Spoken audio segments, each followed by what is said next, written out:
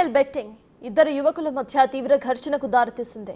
దీంతో ఇద్దరిలో కూడా ఓ వ్యక్తి తీవ్ర గాయాల పాలై హాస్పిటల్లో చికిత్స పొందుతున్నాడు. బెట్టింగ్ అంటే అదేదో వేలు లక్షల రూపాయలు అనుకున్నారు, కానీ కాదు. ఓ క్వార్టర్ బాటిల్ పందెం మాత్రమే వేసుకున్నారు. క్వార్టర్ బాటిల్ పందానికే చావ బాదుకున్నారు అని అనుకుంటున్నారా?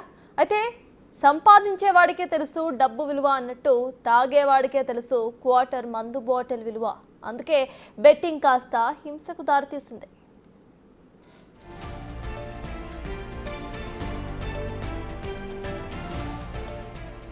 ఎన్టీఆర్ జిల్లా తిరువూరు మునుకొళ్ల రోడ్డులో ఐపీఎల్ బెట్టింగ్ విషయమై ఇద్దరు యువకుల మధ్య ఘర్షణ చోటు చేసుకుంది. గత నెల 30న జరిగిన CSK versus RCB IPL match విషయంపై ఇద్దరి మధ్య కూడా జరిగిన క్వార్టర్ బాటిల్ పందెం ఒప్పందంలో కర్రె నవీన్ కుమార్, కొయ్యల గంగా మహేష్ మధ్య ఇవాళ మద్యం బాటిల్ కొనివ్వాలని ఘర్షణ జరిగింది.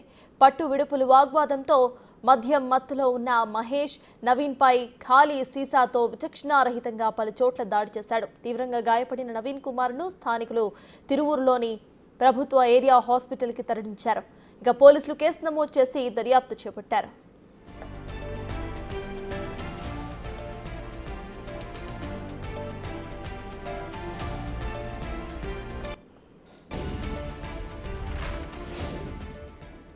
ఐపీఎల్ బెట్టింగ్ ఇద్దరు యువకుల మధ్య తీవ్ర వివాదానికి దారితీసింది.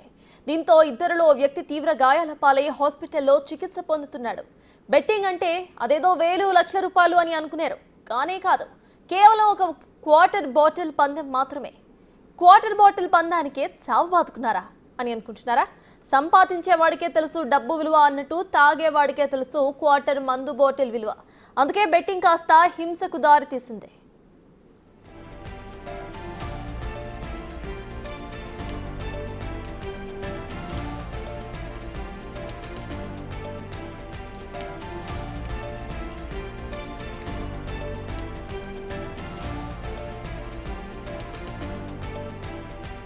ఐపీఎల్ బెట్టింగ్ అది కూడా కేవలం ఒక క్వార్టర్ బాటిల్ కోసం ఇద్దరు యువకులు చావు బాదుకున్నారు. ఒకళ్ళ పరిస్థితి విషమంగా ఉంది. దీనికి సంబంధించిన అప్డేట్స్ మా ప్రతినిధి శివ అందిస్తారు. శివ, చెప్పండి, ప్రెసెంట్ హాస్పిటల్లో అడ్మిట్ అయిన ఆయన పరిస్థితి అసలు ఎలా ఉంది? అప్డేట్స్ ఏంటి?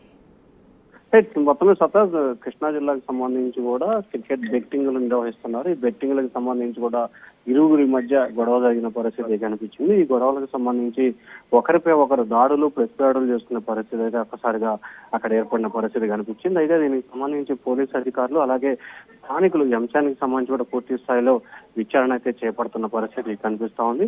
అయితే క్రికెట్ బెట్టింగ్ నిర్వహణకు సంబంధించి ఎందుకు ఈ రకంగా చేయాల్సి వచ్చింది ఏమిటి అనే దానికి సంబంధించి కూడా ఒకరిపై ఒకరు ఆరోపణలు చేసుకున్న పరిస్థితి కూడా స్పష్టంగా కనిపిస్తా ఉంది. మరొక వైపు ఈ ఘటనకు సంబంధించి కూడా పోలీసు అధికారులు లోతుగా విచారణ చేపడుతున్నారు. విచారణతో పాటుగా ఎవరు చేశారు, దీనికి గల కారణాలు ఏంటి అనే దానికి సంబంధించి కూడా ఐపీఎల్ మధ్య జరిగిన బెట్టింగ్ విషయం గొడవ జరిగింది. సో గత నెల 30 జరిగిన ఈ సిఎస్కేకి సంబంధించి కూడా ఇరు మధ్య గొడవ సూచన అయితే పోలీసులు కేసు నమోదు చేసి దర్యాప్తు చేస్తా ఉన్నారు. తతాస్.